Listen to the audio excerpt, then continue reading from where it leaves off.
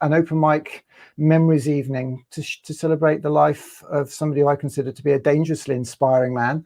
I don't know if you can see me, I'm down here because we've come here to Coventry to literally build a, well, you can't make this up really, a cardboard pyramid in a school playground. Cash Primary School here in Coventry. We had a 3-day festival of community, a community festival over the weekend. It really was an absolutely wonderful weekend. Lovely time. We had performances, we had talks, we had a whole load of workshops. We had a presentation by the Culture Minister, Carolyn Dynage. Really was very special to see a community come together, to see people from all over the country coming together, because this year, you may not be aware, or you may be aware, is Year of City of Culture for Coventry. Coventry is a city of culture to celebrate the power of art, to celebrate the power of creativity, to celebrate the power of community, to come together, to help regenerate this great city. And that's one of the reasons that we, in fact, have come here to, can someone just tell me you can hear this? Because it would be good if I could get a little message saying you could hear me. Because I have this habit of talking for about an hour and then finding out nobody can hear me. So let's just type a message. Can you hear me? Now I'm going to pop that up there. Can you hear me? Somebody give me a yes, and then I'll carry on. Because my goodness me, this tech is on another level. People say, "Why don't you use Zoom?" Well, we don't use Zoom because everybody else is using Zoom, and we're just trying to be a bit different, maybe for the sake of it. I don't know. I think tonight the least we could do is try and be creative with the use of technology that we've got at our disposal. And today is part of the Imagine If Festival, which Kate Robinson, Ken's daughter, and her husband Anthony, and their amazing creative agency that they've got called Never Grey. It's an agency that is about purpose. Well, it's about purpose, full stop. I don't want to use the M word, actually. It's about purpose. It's about giving purpose to what we do in life, whether it's education, whether it's business, whether it's community work. What is our purpose? There's a lot of talk about what is your why. Well, Kate is asking questions like, what is your purpose? I don't want to go on too much about my experiences because today is about you. We want this to be an event for you to share your thoughts and memories about, as I say, somebody who I consider to be a dangerously inspiring man. I first came across Ken Robinson's work when I saw his TED Talk 10 years ago, 11 years ago now. And I can honestly say that changed my life. We talk about, well, Confucius said, didn't he? We all have 2 lives. The second one starts when we realize we only have one. Or you find your element, to quote Sir Ken Robinson, because Ken Robinson's work, a lot of people think about the creative side of it, but a large part of his work was around finding your element, finding something that you can be passionate about, something, we call it art for our young people. I'm wearing the t-shirt art, and I go into schools all over the country telling them, suggesting that they look out and try and find their art.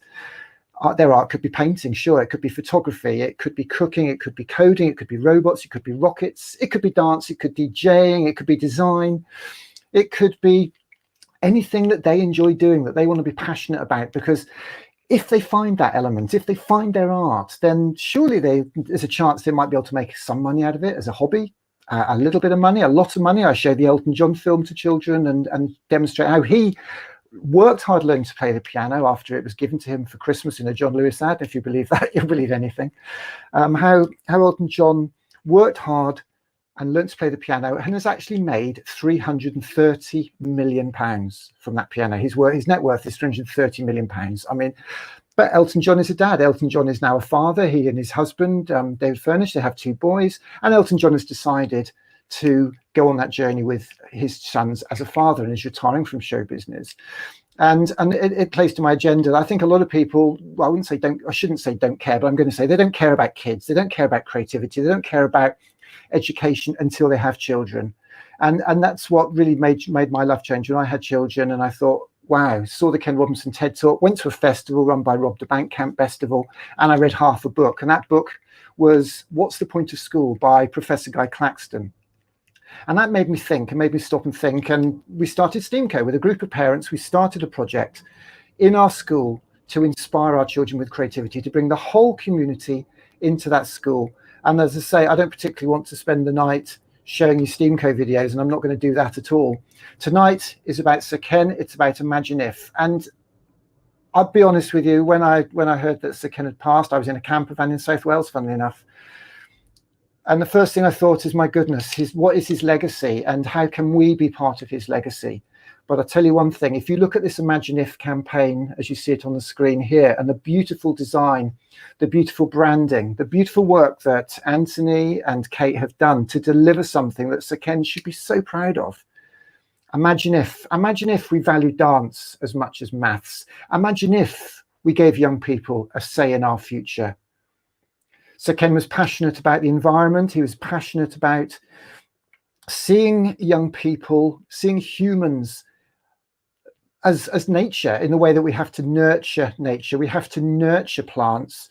He was passionate that we should nurture children in the same way and treat every child, every young person as an individual in their own right, and find what it is that they want to be passionate about, which takes us back, of course, to their element, their art. And I think this quote here from Sir Ken: we've pressed pause on many of our social systems. It's now time to press reset on them as well.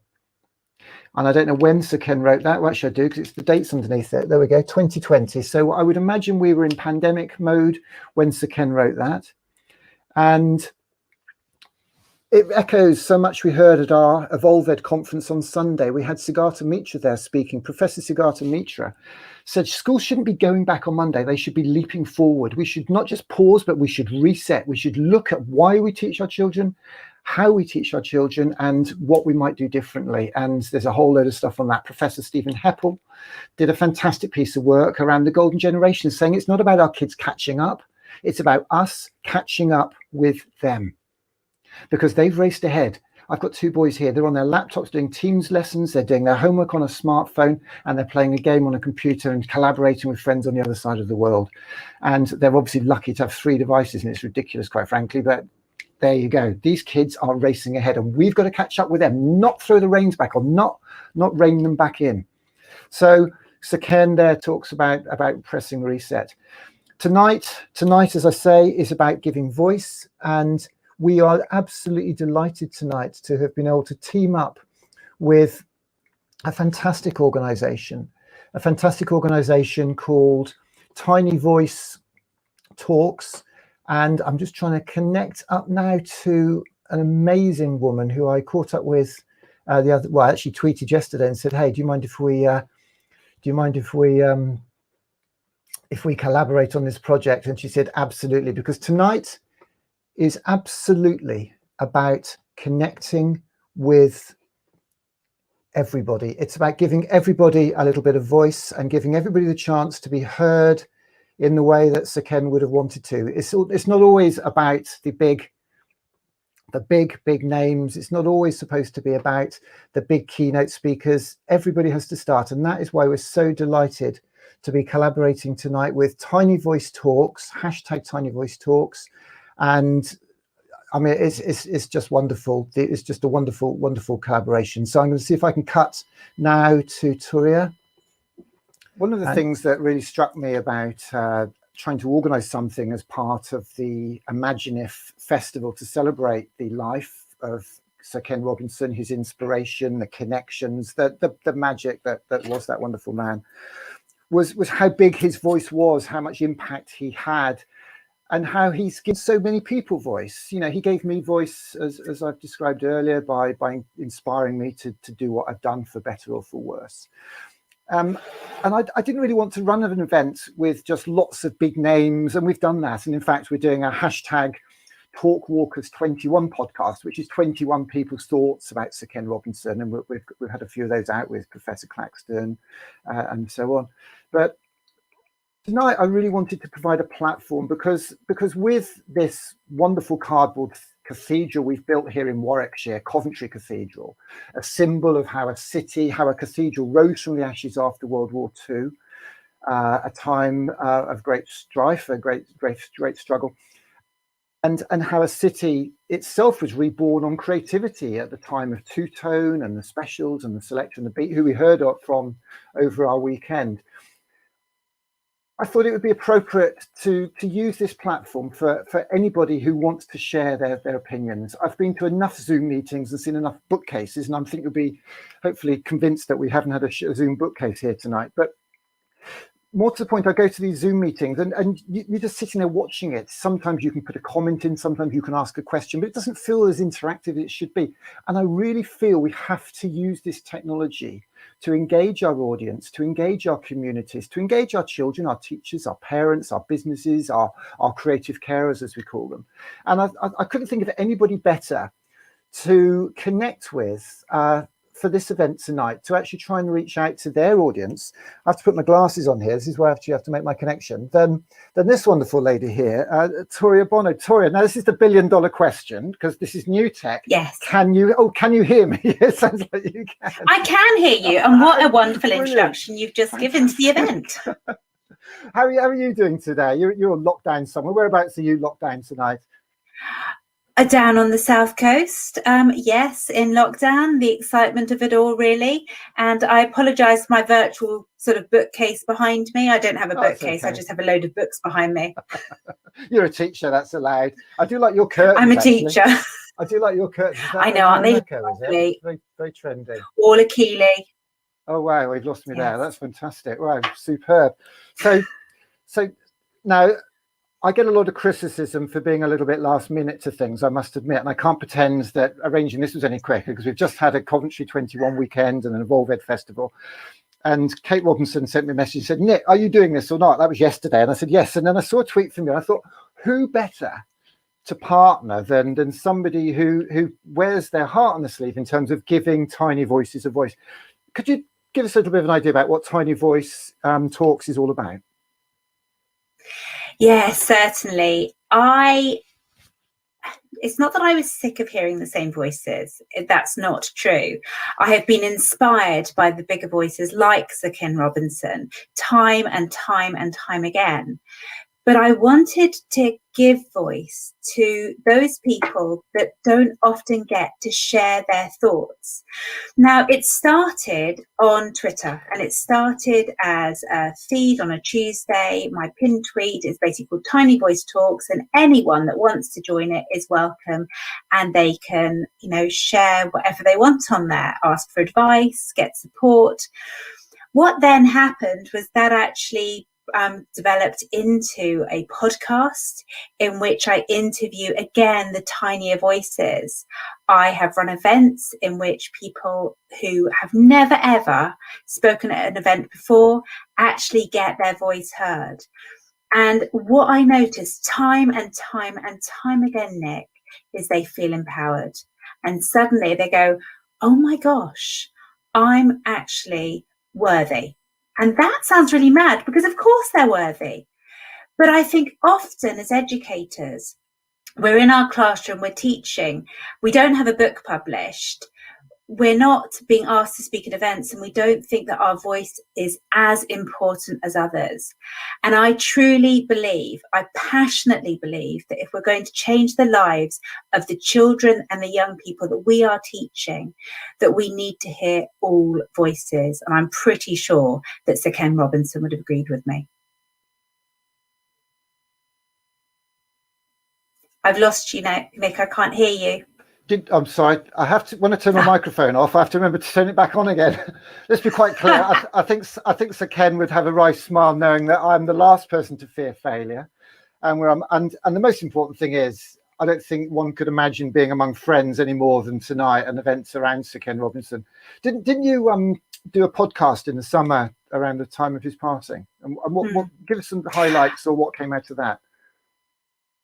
Yeah, it was an impromptu one. I put a tweet out which just said, if you have anything that you would like to share about Ken Robinson, send me a 5-minute clip.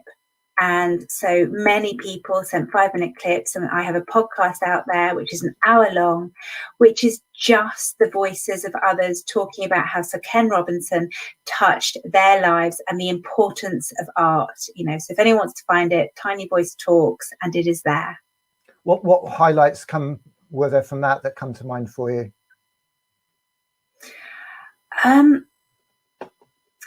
It sounds strange. It wasn't necessarily one specific highlight from it. It was the feeling throughout of how much we impact children and young people by our choices in the classroom and by how we choose to deliver and how we choose to actually really create an environment in which they love learning, and it's creative and it's exciting. And that came through again and again and again every time someone spoke. And it really resonated with me, because that's the sort of classroom that I would have loved to have been taught in. You know, it's not the sort of classroom that I was taught in. It is the sort of classroom that I want to teach in and that I do teach in. So I hope that answers the question. It wasn't a specific one. It was sort of the embodiment of all of them. No. And what are your memories, inspirations, Ken Robinson moments? What really struck you from, what really sort of comes to mind for you on that? Just the fact that he really wanted us to put the arts first. It wasn't a second place thing. Now, I grew up and I was always very, very creative. Music was my first love. I learned to play the piano probably before I learned to read.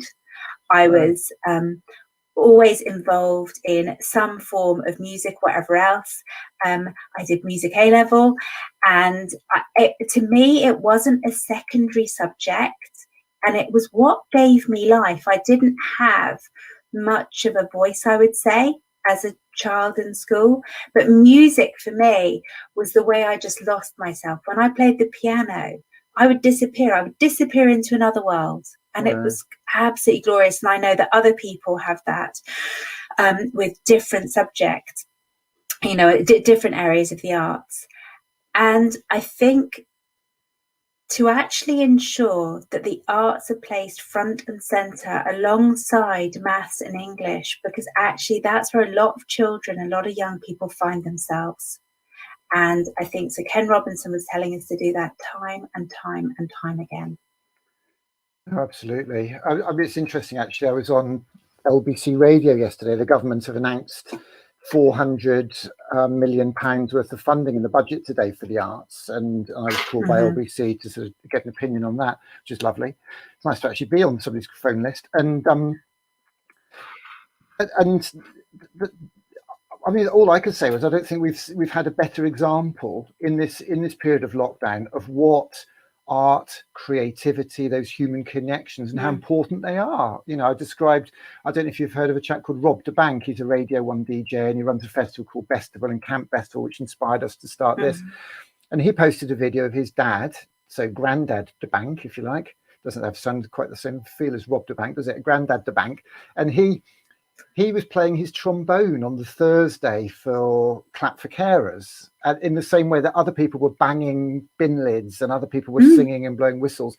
And I know the whole Clap for Carers thing has got sort of mixed reaction. I totally understand and empathic to that, because I was actually clapping for everybody who cares personally, not just the NHS, but teachers and everybody who cares about kids' creativity or our futures. And I think that was just such a lovely sign of creativity. I mean, what do you, I presume how would you describe your school, the setting? What's your offering for young people? You're early years, aren't you? I think, aren't you? Is it early years? Well, I've actually done right the way across the spectrum. I now teach year 4, so I've done early years right up to 18-year-olds, believe it or not. But I'm primary at heart. And I'm teaching year 4 currently. We are really, really lucky in our school because our setting is an old secondary school.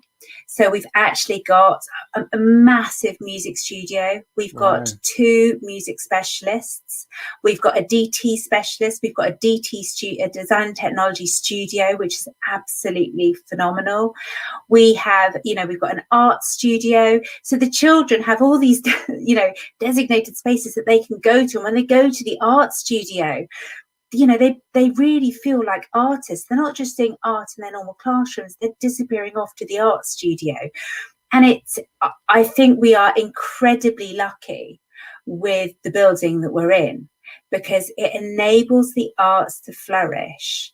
And we also have a massive offer for clubs. So when we're not in the middle of COVID-19, we've got, so it's a sixth form junior school, sixth form intake junior school. So 24 classes of profs, and all the teachers offer clubs every single afternoon. Wow. So I do an art club for key, the early key stage 2. Another girl does art club for upper key stage 2. We've got, you name it, we've got it in the way of music groups. We've got samba groups, orchestras, recorder groups, choirs, everything going.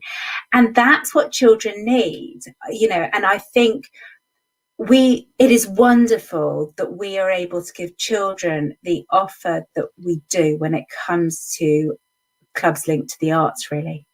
Well, that's really what we're trying to do here at STEAMco. We say that we advocate for or campaign for creativity. We try and inspire it by doing crazy things like letting off rockets and coding and robots and things like this tonight, where we, I don't think many people have done a talk on a cardboard Coventry Cathedral before in a hurry. And also, I doubt it. And also actioning it, and also actioning creativity by going into communities and showing them how to make rockets and how to do coding, and also working with fantastic people, whether it's people like Bryn Llewellyn with his Tagtivate stuff in sport, whether it's people up in Newcastle, Paul Carney, we've collaborated with in Sunderland, who's a fantastic artist, Daryl Wakelam. I don't know if you saw this, but Daryl actually made this cardboard model of Coventry Cathedral. He is so talented, that man, isn't he? I know. I actually want to sort of show this so I can make this take off, and then I just wish I had a little something up there. I'll just throw it over there. Look, it's gone. See, it's just gone to space. I've just popped it over the face. So these are the little tricks. But and here's the other one. I think you'll like this one. I've got a magic mirror ball. How about that? How cool is that? Oh, you can't beat. So basically, that's so cool. You can't beat a good disco ball. I know. Well, there was a lovely thing on BBC Radio over Christmas in the Make a Difference thing, BBC Local Radio. And they had Kylie Minogue on, and she talked about how disco had a sense of community and how disco mirror balls shine light in the darkness. And I had a load of lights and stuff left over from a festival we did in Leeds with Chris Dyson at Parkman's Primary. And I hung a mirror ball in a tree outside my house. And then I lit a little fire outside the front of my house, this little yard on the terrace street. And the neighbours that came by and told me how lovely it was because the light had been shining in their rooms, in their flats, in their houses. They'd seen them on the trees. And as Kylie said, it shines light in the darkness. It's a simple thing. And I'm giving 22 of these away. 21 away, actually, because it's 2021. And I sent 3 up to Coventry. Would you like me to send you a disco mirror ball, Toria? Would you like it? Oh, I would love you to send me a disco mirror ball. That would make my year. My children will be bouncing. Well, we've got some footage because Chris Dyson had one as well. And the idea is you have a little torch like this, so you can, as long as you don't sort of shine it in anybody's eyes. We've got the torch here, and we can shine it on the mirror ball, and it reflects down. But it's absolutely. I'll sort you out. Nice. I better be careful. Yes. I better be careful because my children are going to be so excited. I've given about 5 or 6 away already. But can you imagine if we? Can you imagine if? Here we go. Imagine if. That's right on cue. Imagine if. Imagine if. And that was totally unprompted. That's Sir Ken shining his inspiration down. He's an dangerously inspiring man. He never stops. Can you imagine if everybody hung a disco mirror ball outside their house or in their tree or in a garden or somewhere, and just shone that light out to connect us, and maybe played a few disco bangers? What's your favourite disco tune, Toria, before we go? If I was DJing, what would you ask me to play for a bit of a disco anthem? Hands in the air. I'm not sure this is appropriate, but It's Raining Men is I absolutely love It's Raining Men. I can't help it. Every time that song plays, I mean, I know every single word. It's quite frightening. Hang on, it's Raining Men. And I wish it wasn't that one. one. Are there any other words? I wish it wasn't, but it is. I tell you what, Toria, if I had my act together, I'd be teeing this all up, but I'll get slammed by Facebook and YouTube. But well, I'll tell you what, we had a disco. I actually moved the whole studio down into my front yard on Saturday night, and we DJed till 2 o'clock. We did a disco set. We'll have to have a tiny voice talks disco party one night under our mirror balls. It would be amazing. It would be so good. It really would. Well, Toria, I'm so glad I've made your year very early on. You've peaked a bit early. You need to be careful. You know that. But But I think that, you know, we've got 9 months to fill this country with mirror balls. Absolutely. Well, can I just say, yes, I'm loving the mirror ball, but I'm more excited that I'm on the side of a cardboard cathedral. I don't think I've ever will have. Well, I've never been, and I don't think I ever will be again on the side of a cardboard cathedral, and I love it. Well, I'll be honest with you. The general idea was that we were supposed to hang a mirror ball over the cardboard cathedral, and we didn't quite get that bit of animation done in the end. But that's not a bad site, is it? It's just by the industrial estate. This is Joseph Cash Primary School in Coventry. And it's fabulous. I don't know if you saw it, but Saturday we actually launched the tower. The tower actually took off as a rocket and went to space. I didn't. I missed it, I'm afraid. I'm so sorry. Well, I'll tell you what, when you're back in school, or even before you're back in school, because I presume all your children are in bubbles, aren't they? Yes, they are indeed. They're all bubbling. So what we're doing through March is we're actually doing half-hour #Inspiration assemblies.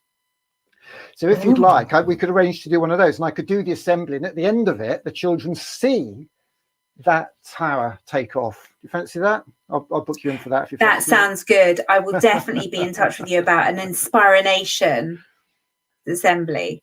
You fancy that? Okay, well, that's great. Well, this is our whole Inspiration 21 year. Next year, it's #Festival 22, because I don't know if you know, but the government have a national festival of creativity next year. Did you know that?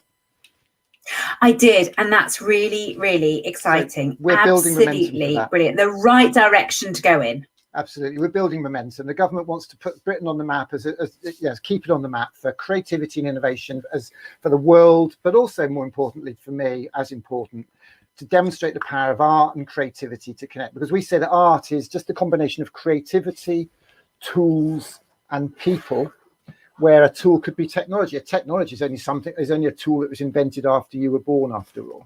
So I hope we can count on your support for that. It's lovely to meet like this. Properly. Absolutely. And I think with creativity, we are teaching, you know, our young people are global citizens, and they are growing up in a world where many, many, many of the jobs that they will be doing have not yet been created. And in order to do them, they need that creativity. And I think the more that we do to support and develop their creativity, the better. So, you know, I'm all for what you're doing. Bless you. Well, that's really, really kind. Thank you so much for collaborating with me at such short notice, collaborating with us at STEAMco. STEAMco's a we. And, you know, put the word out. If you can sort of put the word out now you finish. I know you've got to crack on now and you've got stuff to do. If you could just go and tell everybody, hey, just get your voice on there. I will. And if you could just share that, there's a link, and we're just going to have a Zoom room. We've got a Zoom room, people can get up. Lovely to see you, Toria. Thank you so much for joining me tonight. And keep up the great work. You know, we're coming through this. There is light in the darkness. You know that. Thank you. And thank you for letting the tiny voices be heard. It means so much. No, absolutely. It really is my pleasure. Thank you so much. Wow.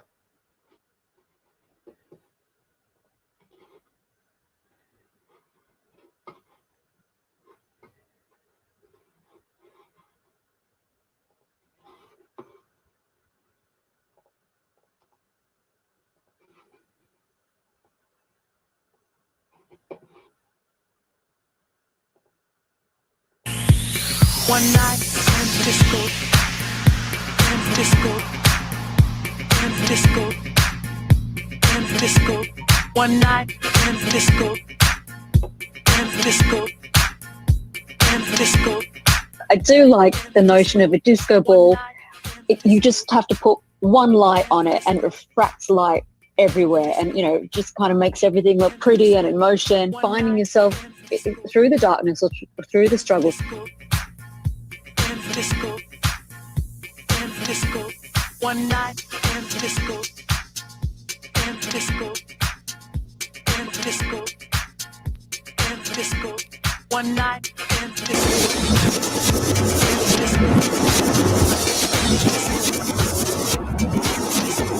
one night on the outskirts of Frisco. Welcome back. Here we are on a cardboard Coventry Cathedral. As I said just there, symbolic of how a cathedral rose from the ashes after the war, and now hopefully how this city, this country can rise again after coronavirus, after lockdown, by tapping in to our creativity, tapping into our culture, tapping in to the power of our community and all our children and all our futures. As Sir Ken would have said, you're here on the Imaginative Festival. We're a fringe event as part of a global network of events that have been happening over the last 2 or 3 days, organised by Kate Robinson, Sir Ken Robinson's daughter, and her husband Anthony, who have an agency called Nevergrey, which is all about purpose. And my goodness, what a lovely word. We all need some purpose. We don't just need talks now. Ken Robinson's done the talk. We need talk walkers. We need people like you to get up and go out there and make a difference, make a change, whether it's whatever your passion is, whether it's education, whether it's the environment, whether it's community volunteering, whether it's whatever. We have to come together and we have to make this world, this country, our communities much, much stronger and a much, much better place. We are 10 minutes away from a chat with Professor Mick Waters. If anybody around is around and like to pop in for a chat, like to have a few words, we've got some people on YouTube at the moment. If anybody'd like to come online and have a chat, then just drop an email through. I'll pop the details up on the screen at the bottom there for you. Where are we? Let's pop that over the bottom. So that's looping across the bottom. Just email yourturn@steamco.org.uk. We organise this at very, very short notice, so we're not actually expecting a big live audience, because I think most people have had a day on the screens. The last thing was me wittering away and sort of clutching that up. I'm very, very excited about Mick Waters joining us tonight, because Mick is an utter, utter legend, and I'm particularly excited to be here in Coventry tonight. And if you want to know what makes Coventry great, as anywhere, as Liverpool, it's its people. It's people and its creativity and their art. Because at Steamco, we say that art is the power of creativity, tools, and people. People might say code or technology. Well, technology is only a tool that was invented after you were born. Our kids don't see all this stuff as technology. They see it as a tool with which they can create, they can communicate, they can collaborate, and they can co-create together. And this weekend, my goodness, I mean, I worked with a school in Sunderland, gosh, 5 or 6 years ago, Northern Saints Primary, fantastic school, really creative, fantastic head teacher at the time, Steve Williamson.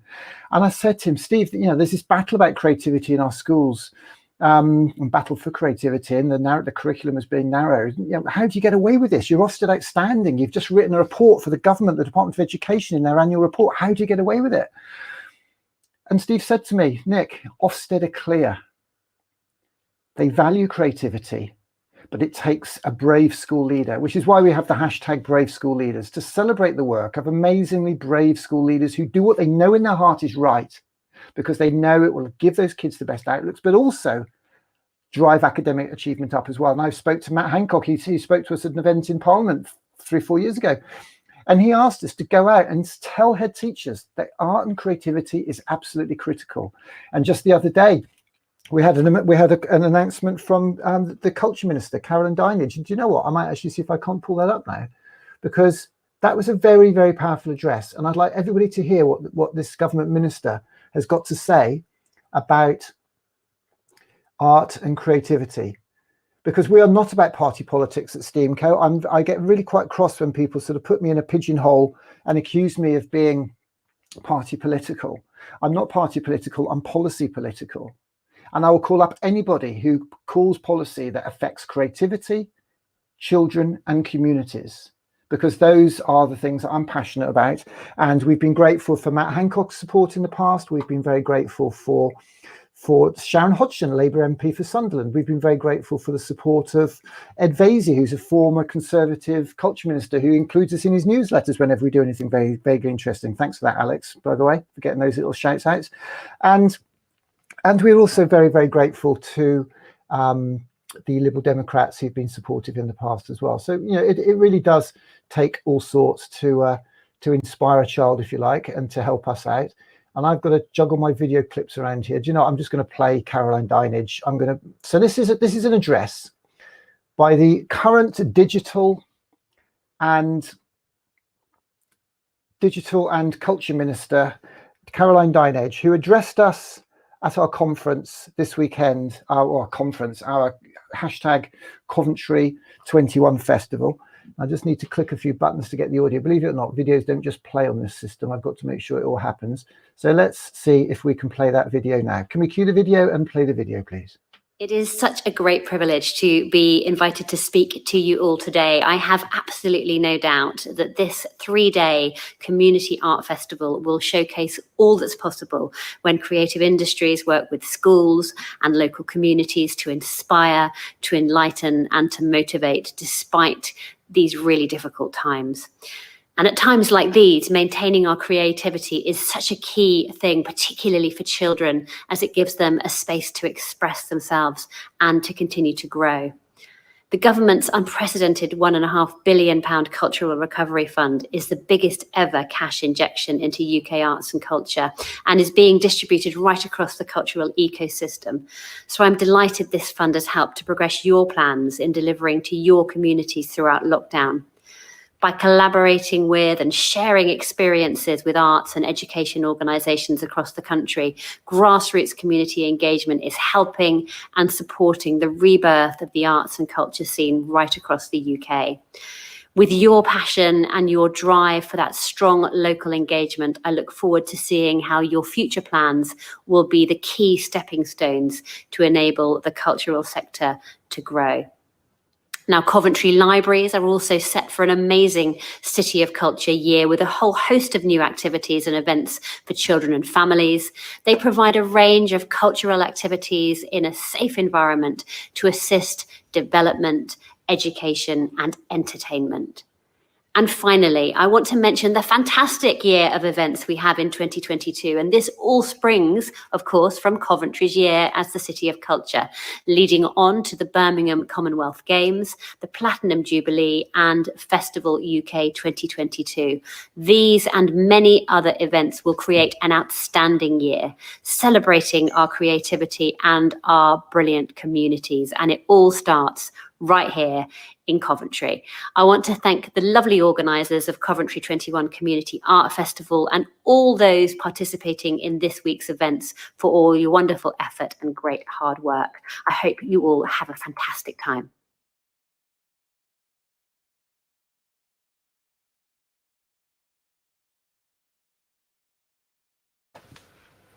Well, I'm a lovely organiser, apparently. I'll take that. Thank you, Mrs. Dinenage, or Ms. Dinenage, or Minister. Thank you, Minister. Very, very grateful for that. I must admit, that's absolutely lovely.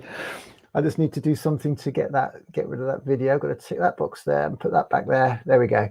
The Minister there mentioned Festival 22. So if I told you that next year, as I said to Toya earlier, there's a National Festival of Creativity to which the government have allocated £120 million. A National Festival of Creativity to which they've allocated £120 million. The reaction is one of two or three, actually. It's not binary, the reaction to this. Some people might just, who don't get creativity, might just, well, there's a waste of money. What the hell, build a hospital? Well, you don't actually build many hospitals for 120 million. You certainly don't run them for long for that. So that's not a very good answer. Another reaction is fantastic. What's the objective? Well, the objective is to promote Britain to the world and our creativity and our innovation, because we do need to start trading again post the Brexit decision and the new year and all that sort of stuff. And we also need to be bringing this country back together. We're a very divided country on the back of Brexit, and the people behind that, whether it's deliberate or not, have divided this country like never before. And it's happening across the world, populism, and I don't want to get too political about it, but if art and culture and creativity can't bring us back together, if it can't help us celebrate that hashtag 80% we have in common, then I don't know what will. And as I said earlier, we've seen it all through lockdown, people turning for creativity. Grace and Perry show is an absolutely massive hit. It's just been fantastic to see that all across the board. So 2 years ago, I was invited to Coventry by the Culture Minister then, the Jeremy Wright's department, obviously his office. And I'll be honest with you, I actually said to them, can you pay me train fare? Because I'm so skint, I just can't be justifying jumping on trains. And they said, well, actually, no, the government doesn't do that. But if you could come up, or did want to come up, we might be able to arrange for you to have a chat with the minister. And I was absolutely delighted by that. And I thought, well, that's fantastic. I can't turn that down. And I went to Coventry and had a chat with the minister. Well, I saw him do his talk, which was absolutely fantastic. Really good talk, because he talked about how the Department of Digital, Culture, Media and Sport had collaborated with the Home Office for Art and Culture in Prisons. They'd collaborated with the Health Service, Matt Hancock's lot, in art and painting within the health system, and they call it social prescribing. Instead of giving people tranquilizers and painkillers, give them access to art and culture and they get better. And how the Department of Digital, Culture, Media and Sport had collaborated with the Education Department to fund drama, which I found quite ironic, because the Education Department used to do drama all the time as it was. And what was I going to say? And I'll tell you what I was going to say. And so I dubbed him the Ministry of Collaboration, because basically this culture minister was collaborating and using creativity and art as the kind of glue between everybody. And it really was something to see. So what I'd like to do now is just play a little video of how his words, what he said to us that day, inspired us to start our hashtag ArtConnects19 year, where we traveled all over the country doing pop-up events that you're going to see in this film. And how at the end of that year, Nile Rodgers, one of the world's most famous musicians, inspired our 2020 year, obviously hit by coronavirus, but we had a fantastic time. And that's the film I'm going to roll now. Can we roll the film, please? It might not work, but here's the thing. The guy who invented the ship also invented the shipwreck. And either you're in or you're out. Either you want to play this game or you don't. Art doesn't work because we did something conventional and predictable, and here it is industrialized, right? Art works because we connect. So the festival that we will be organising in 2022 is a festival of creativity in its broadest sense. So what we're looking for is events that will help to bring people together and show the value of art. An event like this is absolutely overdue for people who work in class families where we've never had access to the arts.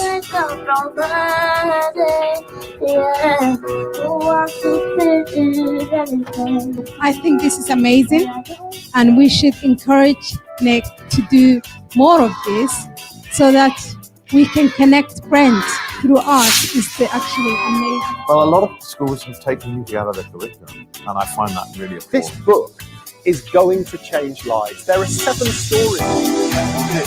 Keep doing what you're doing. I love your passion. Please keep doing what you're doing, inspiring the kids. I think it's great.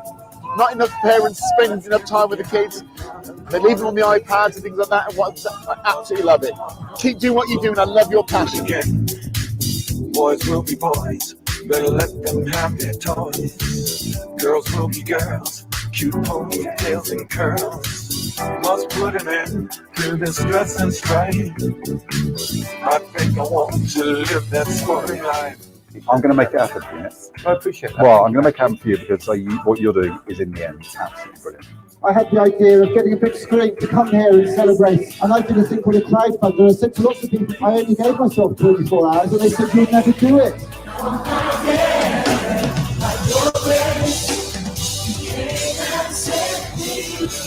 One time for the Lord.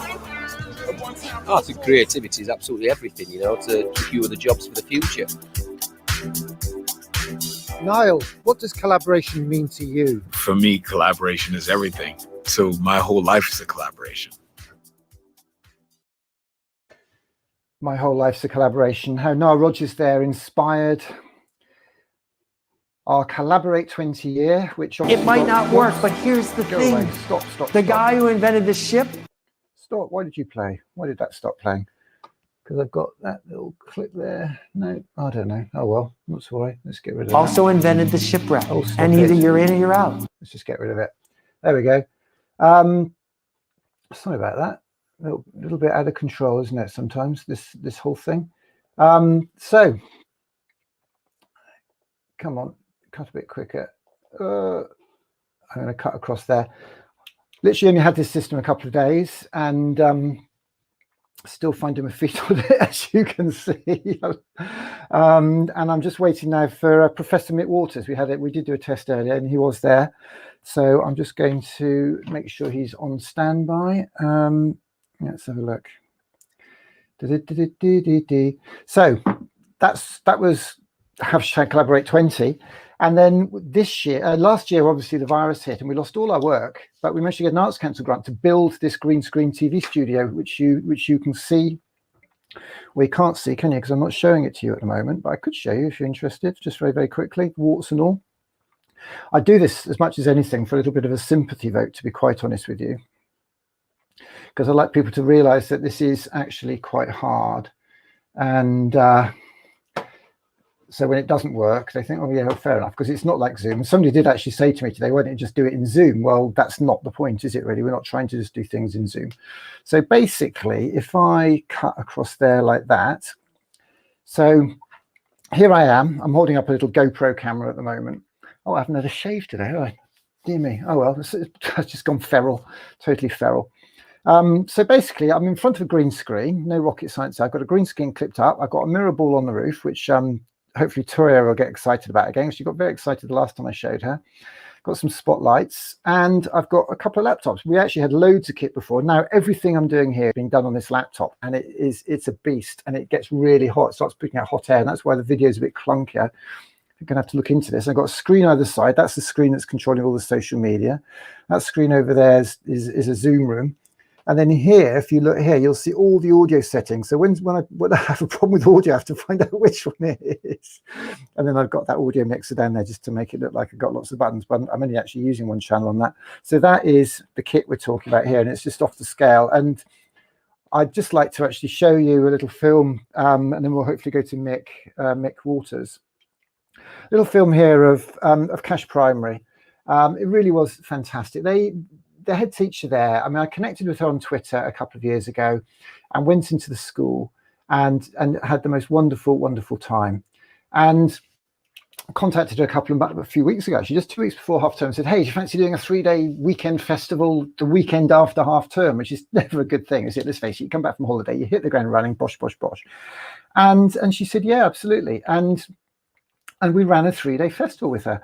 And over half term, she got all the children to make little films, and for a thing called Cash Has Got Talent, which is their kind of annual talent show, which is, if you've got children in school, you'll realize is the highlight of any school year.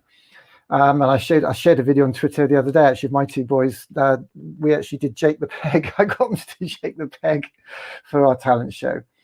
And this is a little summary film of the film. And what I want to show you here is why we're not using Zoom.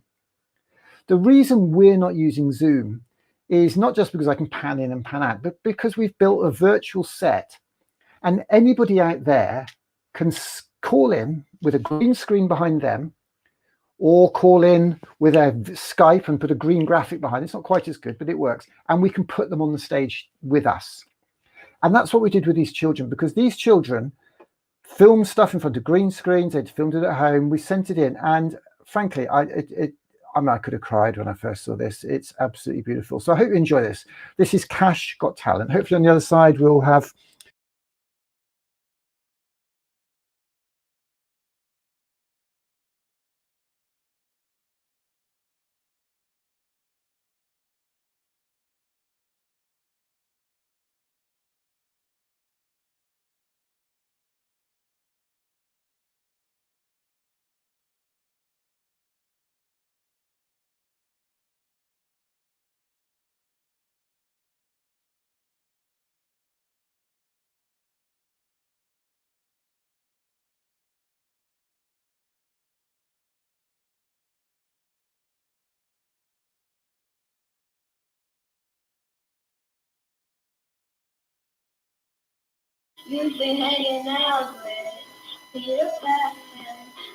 I've just been told you didn't have audio there, so I'm going to go back.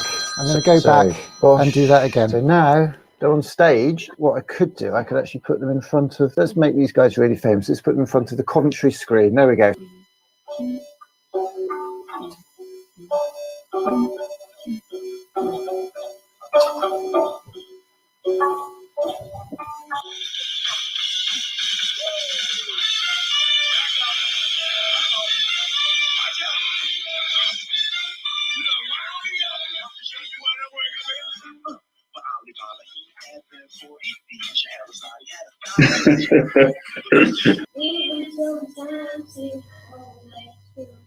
I am a lost boy from Neverland. You've been hanging out with Peter Pan.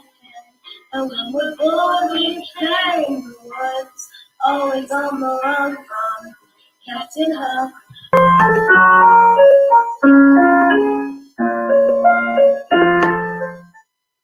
Hi, everybody.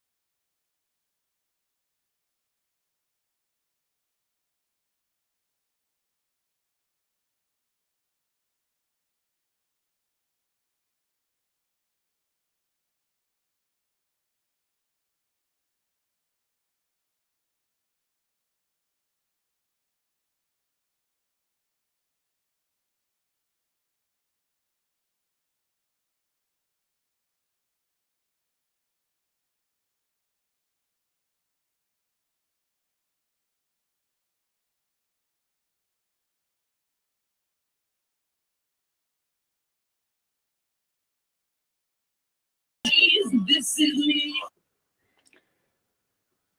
So there you go, the Joseph Cash Primary School, Cash Got Talent. And that's what those children, that's what their parents, that's what their community were doing in half term, and we showcased that on the stage here. And I'm sure Sir Ken Robinson would be looking down on those children then and tonight, and just so proud of what that brave school leader is doing for those children in her care. Just wonderful, really is just wonderful. I'll be honest with you, I'm struggling to find Professor Mick Waters at the moment. He sent me his phone number. I just called him, I didn't get an answer, and I texted him, and he hasn't replied yet, so I'm not too sure what's happened to Mick Waters. Anybody out there got a comment? Anybody want to interact, engage with us? Maybe we'll do this again with a bit more notice and get a few people on, but I did have Mick Waters on. He was here, honestly. I can prove that he was here. He was. Lovely little comment there from Richard Smith. He's a super chap in Shropshire, my home county. He does amazing work with creative technology, coding, works in an unbelievable number of schools every day. So he's an absolute legend. So yeah, we're waiting for Mick Waters now. Yeah, I wonder where he's gone. We are actually going to get all this, believe it or not, well, famous last words, we are going to get all this sorted so that it's all much more automatic. At the moment, I have to do everything manually by clicking the mouse. So I've got this little thing here. Look, this is really cool if you want to know about the tech. I've got this thing here, which has got lots and lots of buttons on it, and I can program them to do everything. So I just get everything set up. So this one, for example, will crossfade, hopefully. Yeah, that's worked. So I've got that one. I had a bit of an experiment. And that one there will cut from one to another. And that one there does a fade. So that's I'm quite pleased because I've actually programmed that to do that much. But it's the silly things like the audio. So apologies for that audio. But don't ever say to me, why don't you use Zoom? Because Zoom's rubbish, and this is worth persevering with. And that's what, I mean, I'm on a learning curve from hell at the moment, I must admit. Where are you, Mr. Waters? I hope everything's all right, because we did speak earlier, didn't we? We did speak. That's a shame. That's a shame where he's gone. So hopefully a few people are going to be able to check this out later on. Oh, here he is. Here he is. Mr. Waters, can you hear me? I can hear you. Can you hear me, Nick? I can. I'm just going to patch you up on this. You're a rascal. You are, aren't you? I thought you were going to be back at 7:30. So I've just been talking rubbish for all that time. I've been watching you. I thought that film was brilliant. Which film was that? Oh, the talent one. The film was Children at Cash. Wasn't that super? I've been watching a lot of it. Wasn't it super? Well, hang on. You just lost me, didn't you? No pressure. I think you lost me when you were looking at the green screen. I did what? Sorry. I think you lost me when you were looking at the green screen and all the technology. Did you come in? Did you? I've been watching all the way through. I thought Toria. Oh, fantastic! Little voices, tiny voices. Well, I better get you up. It's not going to be much good if I can't get you up, then, is it? There we go, Mr. Waters. Good evening, sir. It's funny. I'm about 3 minutes up. What's gone on? Is it still? Have we still got that lag? Well, I've got two of me now. Well, you'll have two of you. You can get rid of one. Have you been there all that time, Mick, out of interest? Yeah, I've been watching. It's been great.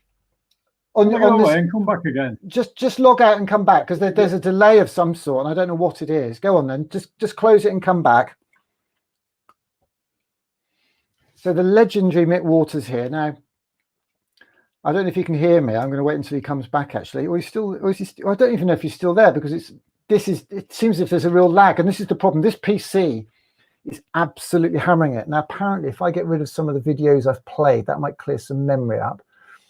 So let's try and do that. We're learning as we go. This is actually the most powerful laptop that Dell sell, apparently. Is that you back, Mick? Yeah, I'm back. Or is this a video from 15 minutes ago? I was going to say, I think I'm 4 or 5 seconds in front of what you're seeing on the screen. Although, to be honest, as long as we can hear you, that's the most important thing, I think, isn't it? Do that then. So I'll be honest with you, Mick. Actually, I mean, I think we've met very, very briefly at Northern Rocks, didn't we, one year? Yes, we met there. We met in Bicester as well. What was that? Well, the shopping centre. No, a big school on the ring road. Oh, that's right. It was a reading event or something, I think, wasn't it?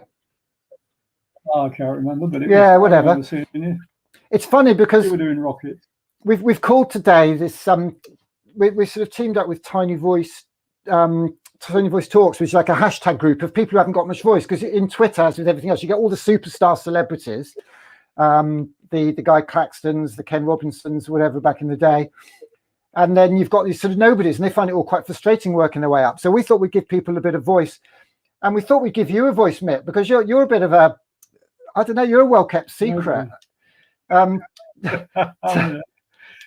10 years ago, when I started Steam Cow, one of the parents at St Saviour's, she said, I said, I'd love to get in touch with Ken Robinson and see if she'd help us. And she said, dream on. It's a bit like, J.K. Rowling. It's just not going to happen. She said, you want to chat to this bloke from Wolverhampton called Mick Waters? And I said, well, I've never heard of him. And my memories of Wolverhampton are just being dumped in Beatty's toy department by my mum until I was old enough to be dumped on the terraces with my dad. And then obviously you sort of popped up quite a lot, and you've just been so generous to SteamCo. You've connected us with some fantastic schools. So could you just take a step back and just give us your elevator pitch, your whole career in about 3 sentences for everybody who's not come across you before? My whole career in 3 sentences. Yeah, I'm a teacher. I was a teacher. I was a head teacher of 2 schools. I worked in teacher training. I worked at Birmingham Local Authority, as what was called at the time chief advisor, and then I went to Manchester as chief education officer. I worked at the QCA as director of the curriculum for England, and then I said farewell to that, and I do things wherever I'm invited, mainly working out of the West Midlands. And you've been involved in the work in Wales recently, I think, with their curriculum restructuring as well. Is that right? Wales and education are wonderful. Wales is looking again at how it can make learning as good as it can for children. And over the last 5 years, they've started with what do we want in the curriculum, how do we make the curriculum work, and they are really putting together a brilliant future for children. I was delighted, actually. But I've always found it very difficult to get in front of people. Like Matthew Taylor at the RSA would never have anything to do with me. Until I did a podcast. I said, do you want to come on my podcast? And he said, yeah, I'll come on your podcast. And then and I thought, right, I'll try Kirsty Williams, the Welsh Education Minister. And I said, would you like to come on my podcast? She said, oh, yeah, we've never been on a podcast. So she came on a podcast and I had a fantastic conversation with her. And that curriculum is very much grounded in creativity, community. And I mean, could you sort of give a flavour of what's so special about what they're doing in your view? Well, in terms of the curriculum, it's really well thought through. So it begins with the notion that there are 4 purposes for learners. And I won't go through them all, but there are basically 4 nouns. We want children to grow up as individuals, citizens, just sort of contributing people.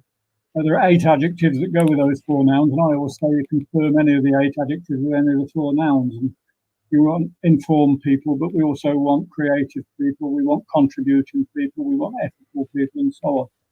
And from that, they say, well, what they're going to learn about them, and some of it's to do with how do we look after ourselves and our community and the world. So there's a whole thing on well-being, but that well-being is not a separate thing. It's part of the agenda of learning, as is the world of creativity, culture, exploring opportunities for self, but also growth in oneself through the way in which we experience the cultural journey. So I think it's a brilliant thing because it then welds all the other traditional subject disciplines in around the sorts of things we're looking for in a well-developed young person. And from that, they've said, so what the teachers need then, and they've helped teachers to think about how they can be the sorts of people that they really want to be, and they've worked on how we can help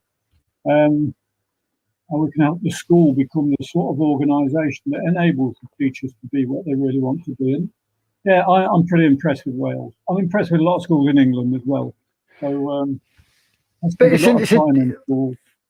I mean, if you've been involved in developing curriculums and education frameworks for schools around the world, around the country, and you've seen a lot. I mean, where would you rank it on a scale of 1 to 10 in terms of what the best could be, just out of interest?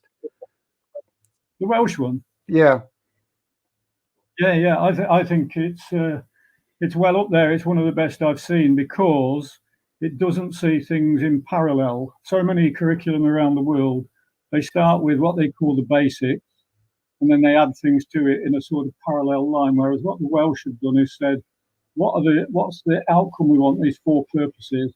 How do we plait experiences together? How do we intertwine things so that things have equal status? That creativity is equal with science. Science is equal with humanities.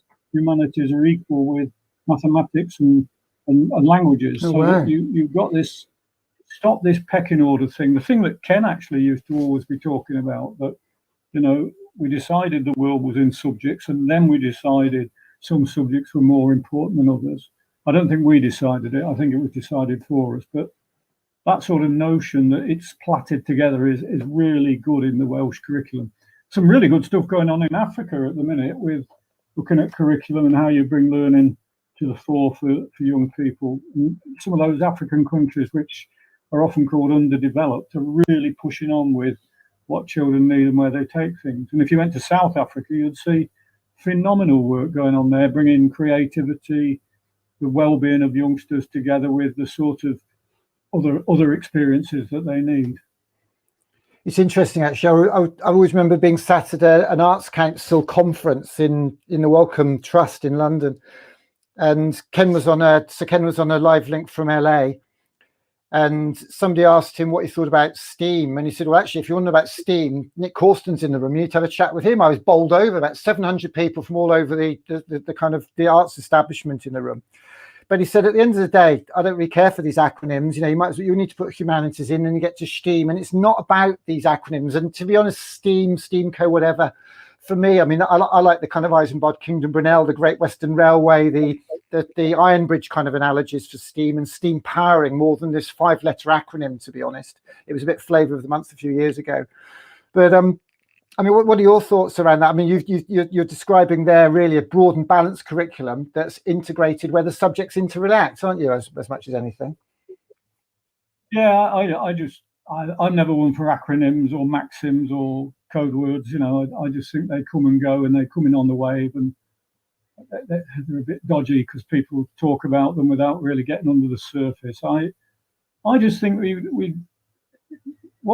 need a real beliefs in what we want for our children. What is it that we want young children to grow into, and what do we want them to enjoy while they're growing? And so in my career, I've been asked so many times, do you believe in the basics? I was asked it when I was a head, I was asked it when I was a chief education officer, I was asked it when I was director of curriculum, and I would always say, of course I believe in the basics. I believe in art, dance, drama, music. I believe in children using the outdoors, and children growing things, and children experiencing museums and galleries. I want children to enjoy the world in which they are, using technology, using scientific exploration. And if they do all those things, including working out how their body will work in terms of PE and dramatic performance and dance, then what we'll get are children who've got plenty to write about, plenty to do mathematics about, and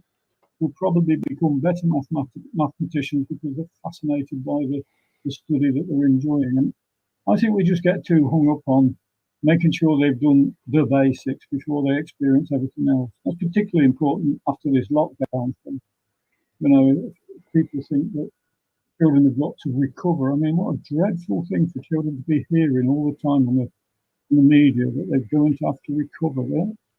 It sounds debilitating. What they need is sort of injection of energy and enjoyment, a reason for doing things and enjoying things, like cardboard cathedrals. I think that cathedral was brilliant, by the way. You haven't seen anything yet. We've let the blow the tower off on the end of the weekend. I might treat you to that later on. It's interesting because we had a weekend session with we did a little #EvolveEd conference, we called it, about how education really does need to use this opportunity to evolve. And Professor Stephen Heppel, I'm sure you're familiar with, he said it's not about kids catching up, it's us catching up with them. I mean, I've got two boys here. I've got two, I mean, the education system's held them back for many years. I've got two boys here, and they'll be on a Teams lesson.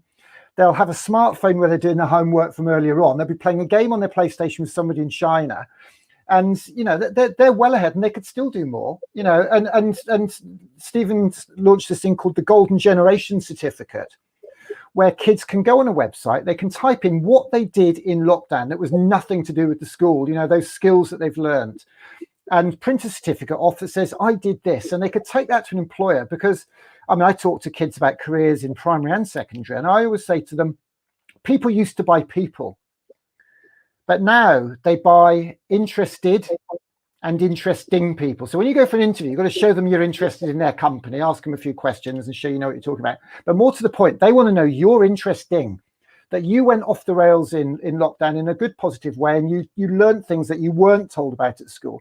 And I'll be honest, I mean, my son gets a lot of stick for being on a phone all the time, but the knowledge he's picking up, he's an expert on everything. And I know he hasn't been taught it in school.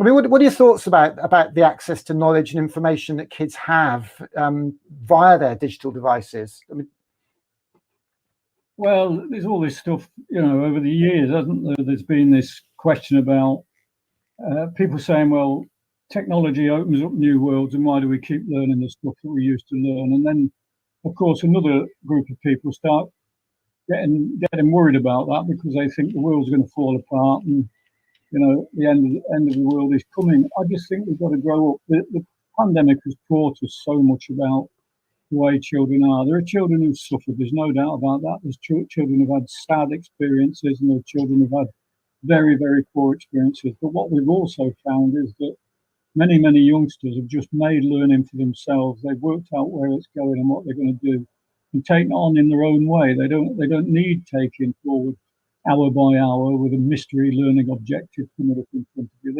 They can sort themselves. The ones that have done best are the ones that are called self-reliant and self-regulating. They know when to get in the flow of it. They know that today I'm a bit bored, so give myself a few breaks. They've worked out how to concentrate, be determined. They know when to get in touch with their friends, and they're sort of managing themselves. And I think the clue is there. We've got to start letting children work out how to manage themselves rather than do it for them, which means in schools we've got to start shedding some of the habits, rituals, traditions that have been there for the last 150 years, and really looking at the way the school day is organised, the way we expect children to be around school, what we think they should do at home compared with school. We've got a massive opportunity if we dare take it. And at the moment, I think schools they're a little bit in front of the curve, and they could really push it if we get the nerve to do it. I think some of it's about nerve. Get the steam up. Well, you've been involved in the Foundation for Education Development conference this week, the National Education Summit, which I was very, very excited about when I first saw the lineup and the diverse breadth, because we've got to we've got to come together and, as I say, focus on that 80% we've all got in common, because we seem to have these massive spats and fights about the little details at the traditional end or the progressive end, the left, right, wrong. I mean, how involved are you in the Federation, and what are your thoughts about what they're trying to achieve? Well, I think they're trying to bring the community together. You're absolutely right. What does happen is that people, there are certain people who just love to get into polarities. So if you say this, I say the opposite. If you say, they want to argue about the basics or the rounded curriculum. They want to argue about thematic approaches or separate approaches. They polarize everything. And what we know is that most learning is a balance. There's a balance of most things. I think Fed is, like a lot of organisations, trying to do it. Things get traction when politicians get hold of them, and then we go forward. I think we're reaching the point where politicians are going to take a little bit of a back step, and collaboration across the profession will be more important. And I'm just hoping there are some young teachers out there who are just going to pick the baton up and go with it, because the opening's there. They can make it work for themselves. And one of my regrets over a career, and Ken used to talk about it, is the way the profession really has lost some of its confidence. It's got to have confidence in itself. It's got to be able to dance and move metaphorically as well as in the traditional sense. It's interesting because I think what the Fed have made a very good job of doing is getting everybody around the table, and I'd love to collaborate with them and be part of that. I mean, people often sort of tar me as being political, just because if you're not as right wing as everybody else, you're obviously a crazy lefty sort of political type. And I'm not about party politics, but I'll certainly call people out on policy politics, and the policies that affect kids' creativity, community, or whatever. I mean, what chance do you honestly think they've got? I always remember Guy Claxton, actually, Professor Claxton, saying a few years ago when he was asked what he would do if he was given the job of Education Secretary. And he said, the first thing I'd do would be to fire myself, because it shouldn't be a politically driven role. It should be something that has continuity. We don't get rid of the head of the NHS every time we change government. And I thought it was really interesting. And I wonder sometimes, because it is such an important lever. I mean, Ken said in a talk I did with him in Liverpool that education is a political issue in the way that it's also an economic issue, because it helps drive economic growth, and politics are important as an important aspect. How realistic do you think the Federation's objectives are of the government allowing them to just get on with it?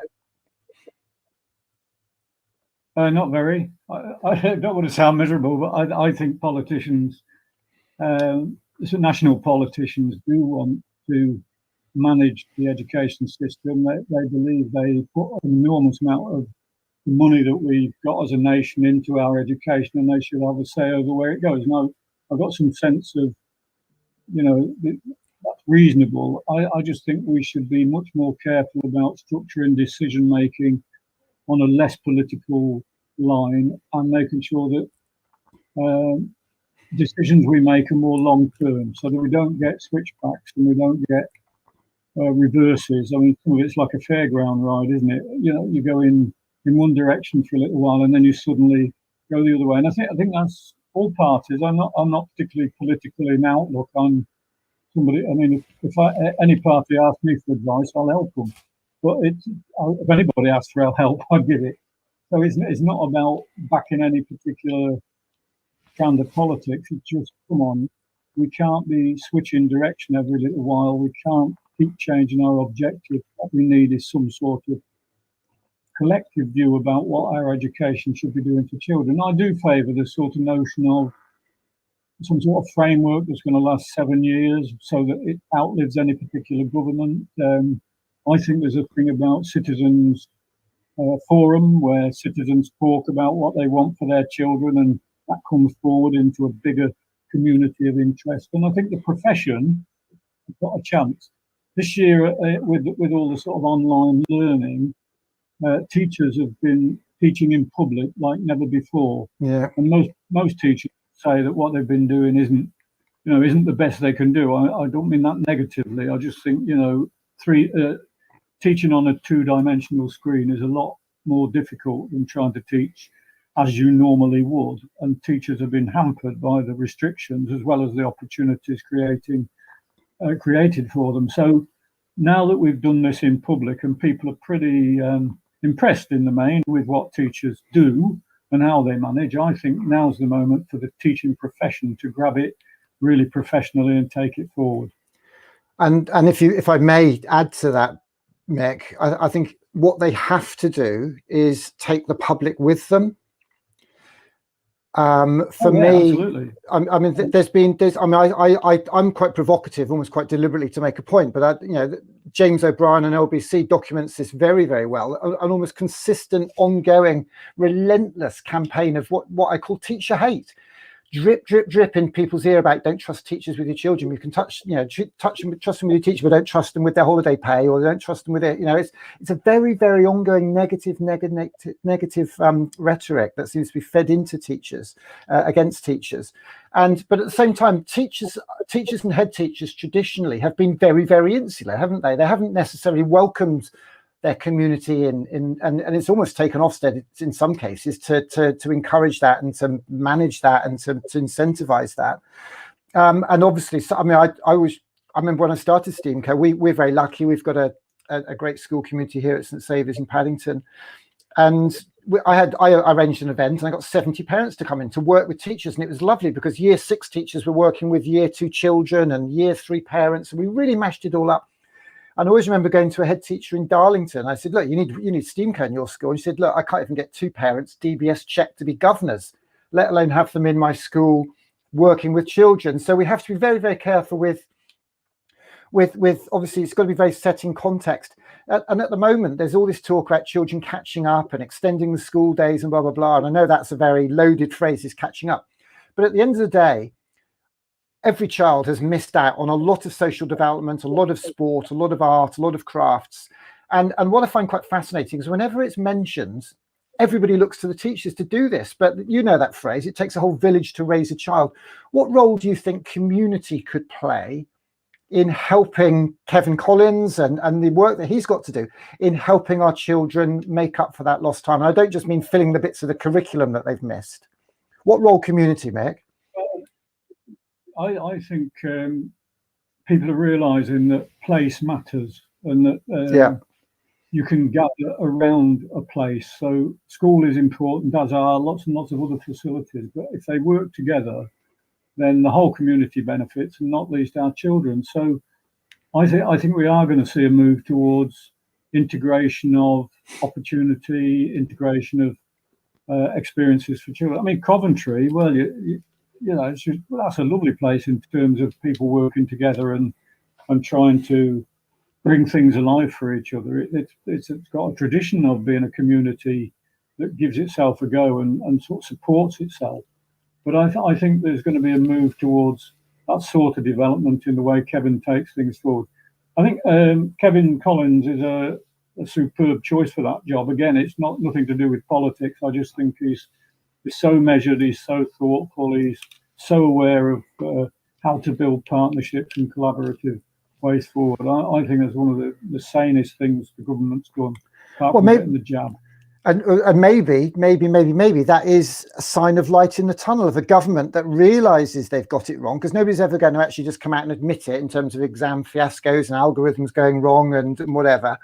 But when they hire somebody like that, they're possibly one of the best people available for the job. I mean, fantastic guy, because he was Tower Hamlets, wasn't he, for many years? And he was at Tower Hamlets. And if you look at what Tower Hamlets achieved, it was absolutely phenomenal. But it's about partnership, it's about collaboration, people working together, seeing the links between school, health, housing, employment, all those aspects of life coming together, rather than simply hammering away at any one aspect on its own.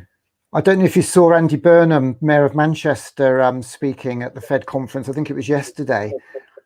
My goodness. I mean, he painted a truly holistic picture for the way a city runs itself, the way that health and community and education and all those services intertwine and collaborate and work together. And somebody actually said yesterday that it was, what was it? It was I forget the exact details, something around competition is essential in the free market. So a very, if you like, a kind of a current government free market economy kind of view versus a lazy, socially driven view. And I mean, there was a lot, it seems to me, and I'm new to this, there was a lot of work to be done from where the education system came from. I mean, how would you best summarize the reforms that we've seen in the last 10 years since Michael Gove and Dominic Cummings were at the Department of Education? I mean, how would you summarize what their impact's been?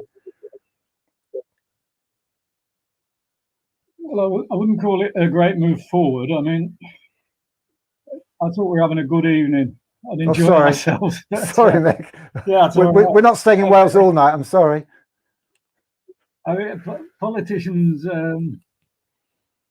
try and do their best, I think. And I mean, I remember Ken talking in early 2000s about the fact that the arts and the cultural and creative subjects were being marginalised, and I think they were marginalised then. I think Labour tried hard to get them back again. Since 2010, we've had a cultural Olympics, do you remember, following up from the Olympic Games? And that was going to give us the opportunity to really exploit the way in which children experience culture and creativity, but other things become important. At the moment, I'm writing a book with Tim Brighouse. We've interviewed 13 secretaries of state for education and talked to them about what they think they were trying to do and what they think they achieved. And it's been fascinating. And most of them believe that children need a rounded education. Most of them believe that they need to give children the sorts of things that I think there's a massive consensus about, the sort of hopes and ambitions for our children, I think are largely undisputed. There's real consensus, and it's all about our beliefs in our young. And most of these secretaries of state have tried to do it, but what they need to do all the time is to keep their politics happy. So they need to keep their community of politics in tune with them. So sometimes they have to sacrifice what they really think for the ambitions of other people, and it's just a very difficult job. I think the last 10 years has been difficult. I think we've seen a shrinking of an agenda for children, and I think that's acknowledged now. And many people are looking to widen it out again. But of course, these things take time, and that's the biggest problem. That once you put in place legislation that says some things are important, it's difficult to go somewhere else afterwards, which is where the national curriculum in the very first place in 1988, the way it was structured, Ken always went talking about that, and it's absolutely right, because that's a particular view from which you then have to depart, as opposed to giving different ways forward on it. It's interesting you talked about the... I'll tell you what is interesting. If you listen to Kenneth Baker talking now, he's 86, and he's talking about what he thinks teenagers should experience in school. And it's the most riveting listen you could have, talking about the way we need to make learning authentic. We need to bring it alive. We need to relate it to work. We need to make it register with children themselves. And this is 30 odd years after the same person brought in a curriculum that was subdivided by subjects. It was organized in a linear fashion. It was very academic. And he's been able to see that if we really want to affect every child, we've got to have a bigger repertoire of learning than we perhaps have thought in the past was effective. Instead of making every child thread through the eye of a needle, we've got to somehow give them the chance to be the people they can be in a way that helps them to do it. I think we're on the threshold of something really good. I think we're on the start of a new era. It's interesting, actually. It sort of plays to an agenda I have, where I don't believe many people really care about kids' creativity in education until they have their own kids. And I think a similar analogy, Baroness Nicky Morgan, who, funnily enough, is the Baroness of my old alma mater. I was at Loughborough University for many years, and I have to be very careful because I think people always think I'm being facetious and cheeky, but I did actually put a question in, but she didn't answer it because she's on record as saying that choosing creative arts subjects narrows career choices. But then the next year she was culture minister, and she actually said something like, art and creativity is every child's right, and it's essential that they get access to it. My question was, what's changed your mind? Was it working in the Department of Culture and realizing the wonder, the wealth, the experience, the value that art and culture brings to lives, brings to the health of the nation, and actually makes the world a better place? I mean, what are your thoughts on that transformation for somebody like that? Have you seen that before? Oh, well, you know, Kenneth Baker slowly. I mean, this is we're getting into politics, but politicians, they have a hinterland that they have to satisfy, and so you can see why they say certain things at certain times. I think there is a realization that the world is opening up for people with the widest range of skills and the widest range of experiences, the widest range of understanding. So we're gradually recognizing that what we offer children needs to be broad. Now, the minute we start realizing that, another group starts saying, goodness me, we're going to lose some of our territory. So you get another battle. That's why it's got to be long-term planning. It's got to be more consensus-driven. It's got to be less subject to the whims and fancies of individual secretaries of state or ministers, and much more about what is it we're trying to achieve. What are our hopes for our children? And I think we are moving to a period of hope, ambition, purpose, collaboration, much different from what we've had for the last 20 odd years. I think last 30 odd years. I think we're onto a very different culture in education. I mean, just finally, Mick, before I let you go, I mean, talk to us a little bit about Sir Ken Robinson and your memories and your moments and your little stories. Well, what a lovely man he was. I met Ken. Really, I got to know him a bit when he'd just completed the chairing of a commission in about 1998, which was called All Our Futures, and it was he produced a report with his committee that said that creative and culture and education went together, and that what we should be doing is building for all our futures. It was parallel in a report from 1963, which talked about half our futures. And what in that report they were saying was that we were losing a lot of children because the curriculum was inadequate. And this report on creativity was pushing it forward. And I think Ken was very, very disappointed with a lot of other people on his committee that the Labour government at the time was so fixated on the national strategies for literacy and numeracy that they didn't embrace this obvious step forward. And it is obvious: creative, cultural, education, opportunity going together. And the thing was, the ministers always said that they did embrace it. They just couldn't take their eye off the literacy and numeracy. But Ken, of course, then campaigned, didn't he? And I just got so many lovely memories of him. I was when I was at QCA, I was speaking at a conference, and he was speaking before me. A lot of people said, fancy following Ken Robinson. It was easy because everybody was so in tune by the time he went. I could talk about what I wanted to talk, and what I was talking about fitted in anyway. But he was telling the story of how he got this job overseas with the Getty organisation, and he was telling the audience how he was catching an aeroplane first class, and he went, so there. And then he carried on a little bit more about how the plane took off and you had wine, so there. And then you were given these pajamas, and people started putting the pajamas on, so there. And people were just falling around laughing. And the person next to me said, well, you can take the man out of Liverpool, but you can't take Liverpool out of the man. Yeah. And that humour, you know, through the TEDx talks and so on, was just so phenomenal.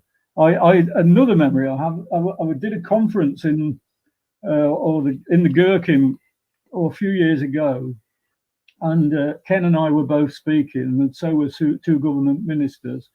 And they asked us if we wanted to involve some children. So we set the children, teenagers, to organise discussion groups for the audience. Instead of us doing question and answer, these youngsters would do it. And it was so lovely because Ken finished talking, I finished talking, and the youngsters started to organise the people. And one of the youngsters stood back, leant against the glass table, which fell off the stage and smashed the small smithereens.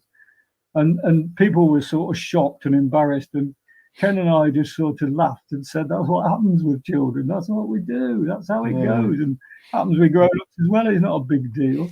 And we just enjoyed it. We were on a panel together with one evening with hundreds of teachers when they used to crowd in rooms instead of round screens. And we had the funniest time. So my memories of Ken are just delightful. He was a man with immense passion, real coherence, brilliant timing. He had brilliant timing in everything he talked about, which is why he was so funny with everything he said.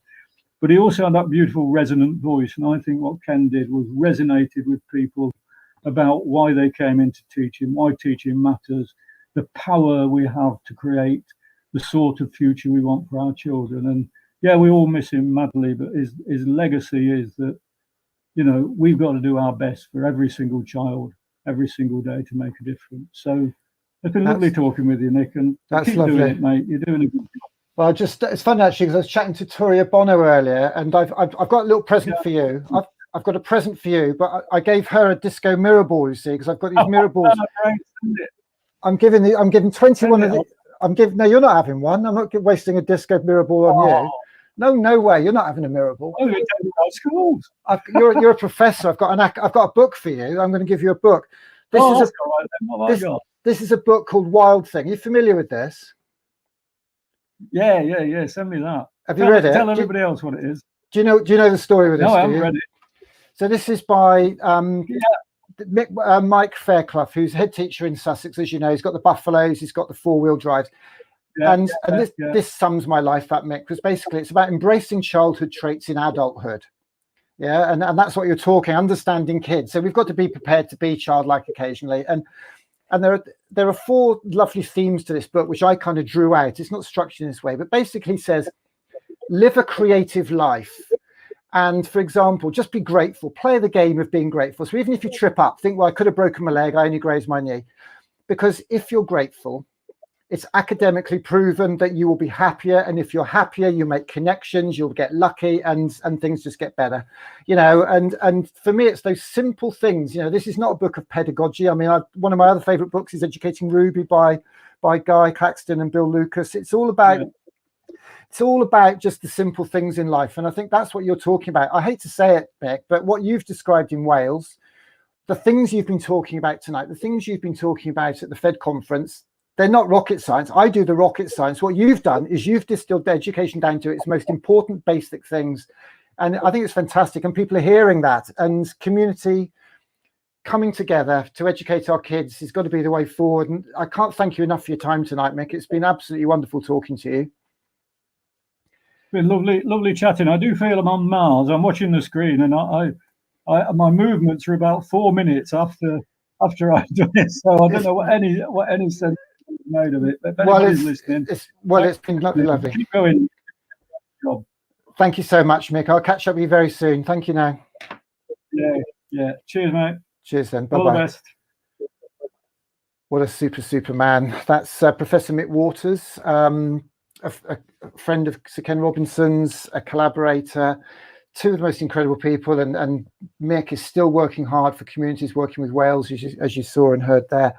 I don't really know quite where to end this, actually. I mean, I'm going to end now because my dinner's ready, and actually, I'm just going to tell you something as well. Actually, I'm the happiest dad in the world. I was yesterday. I still are actually today, I think. In that, my son heard yesterday that he's got himself a place, an unconditional art foundation course place in an art college. And I'll be honest with you, I've not been the best dad in the last year or so. I've been focused on this and this mission and working really hard. My wife's been getting my son through that. We had to take him out of a school that was considered outstanding, that cost £97 million to be built. And we took him into a school that offered a board and balance curriculum, that offered the EBAC, didn't mandate the EBAC, offered the arts and subjects that he wanted to do. And I'm just so glad and I'm so grateful. And people might think, well, if he's your son, then good luck. And that's right. As I say, I feel I've let him down, but I've done my best to do what I can for other people's kids and communities. And thanks to everybody who supported me. Thanks so much to Kate and Anthony of Never Grey for their support and encouragement to do this tonight. I hope people watch it after the event. I hope it resonates with people. I'm just going to finish now with a film that a dad made for me, a dad in my son's school community. Just make sure I've got the right one. I'd quite like to get this right. A film that shows you, hopefully, a number of things. How community can come together, how a crazy dad like me with a few skills here and there can make stuff happen. People said to me tonight, they said, well, why didn't you do this in Zoom? And I personally felt that I needed a few scars to show that I'd made a bit of an effort for the great man that is Sir Ken Robinson to do his work justice. I've learned this new system. You saw the bit, I think I showed you a video of it earlier, what's going on here. This is not for the faint-hearted, but we don't get anywhere if we can't and aren't prepared or are afraid to model failure to our young people. I'm not afraid to show that. We've got to show these kids that we're there for them, that we're there to help them be their best, that we're there to help them aim not just high, but higher than high. We've got to help these kids have the confidence to reach up to the sky. And that's really where we're coming from in what we're doing with STEAMco, trying to encourage our kids to be their absolute best. And that's what this is about. Imagine if everybody got involved in projects like this. Imagine if everybody were to help and get involved and do what they could for their children, other people's children. And that's what STEAMco is all about. STEAMco is a project that's designed to get everybody involved in community and in working with children and in helping everybody do their absolute best for everybody else's kids and to be involved and make this stuff come together. And I'm just playing for time a little bit, I must admit, because I'm just trying to get a video ready. And I think that video should play if I click that there. And let's put that on there like that. Okay, we'll get this working. There we go. Put that on there like that. Black box appears because I'm now just about to play a film that a dad in my son's school made for me a few years ago. Thanks very much for joining us tonight. Thank you, Sir Ken Robinson, for your inspiration. You're a dangerously inspiring man. We all have two lives, as I say. The second one starts when we realize we only have one. But more importantly, when we realize we found our element, and Sir Ken Robinson has helped us do that. Thanks and good night.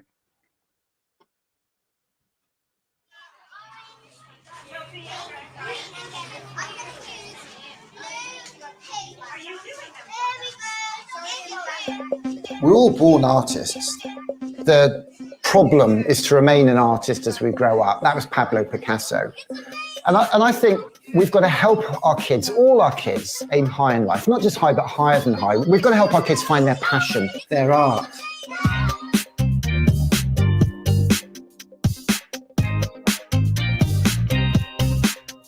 So I'm Nick Corsten. I'm just a dad. I'm co-founder of STEAMco. One day maybe I'll be the CEO, I don't know.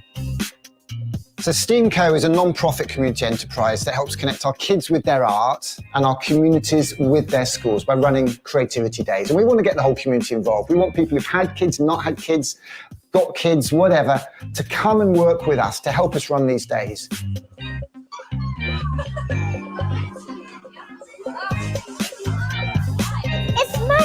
It's magical. What inspired me? Well, I saw a talk by Sir Ken Robinson. I read half a book called What's the Point of School? On what we should be teaching our kids. And I went to Camp Bestel, which is really a Glastonbury for kids. And I thought, I want this in my kids' school. I've got a lovely little film my dad gave me of me when I was 1 and him with my first ever train set. And I show that to kids in schools all over the country. And how my dad gave me the greatest gift. He gave me my art. Because Art is what we call it when what we do might connect us to somebody else. So art could be painting, it could be photography, it could be cooking, it could be coding, it could be dancing, it could be design, it could be DJing, it could be robots, it could be rockets. The fun, the excitement that we have making and firing rockets in schools is to be seen, to be believed. This is the best day of my life. This truck contains everything you need to run a creativity festival in a primary school. 30 coding kits with the BBC Microbit. We've got rocket making kits. We do cardboard challenge. We can do the egg drop. We've got a t-shirt printing machine so we can print I Love Art t-shirts. So the kids design their own logo, take a selfie. We've had thousands of posters of those done. That's with JR, French street artist JR. So we've got communities all over the country designing I Love Art logos, taking photos, and we sent them off to JR, and he's printed 1,000 of these off for us, which we're fly posting all over the country. So in lockdown, we got an Arts Council grant and we built a green screen TV studio. We've been live streaming events all summer. We did a 3-day Glastonbury event where we built a half-sized pyramid stage from cardboard and code and ran 3-day events. We had Martin and Gary Kemp.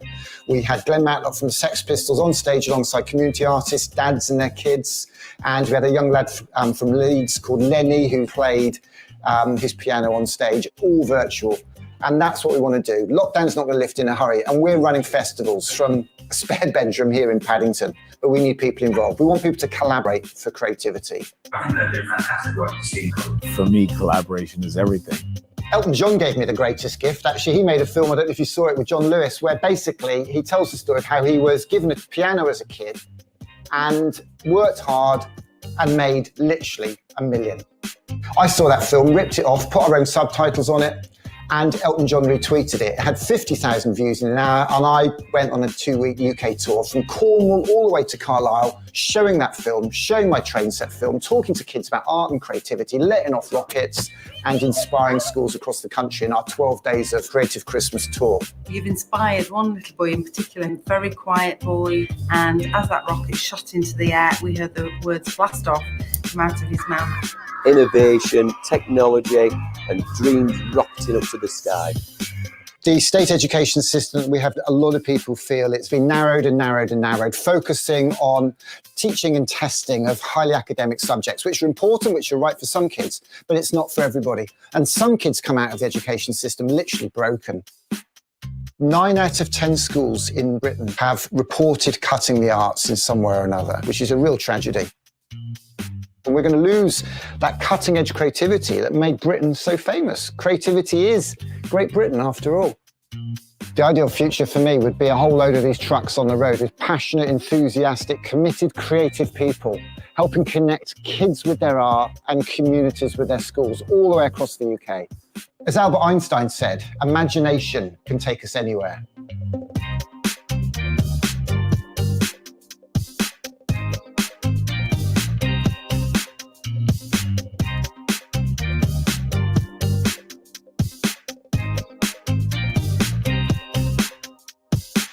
Seconds and counting. T-minus 15 seconds. Guidance is internal.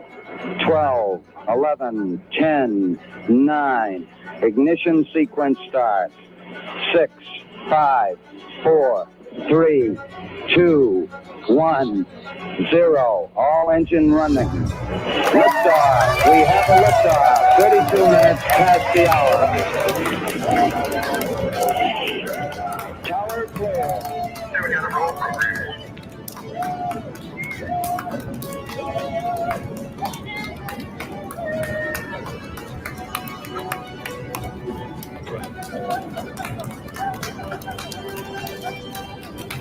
Just 30 seconds.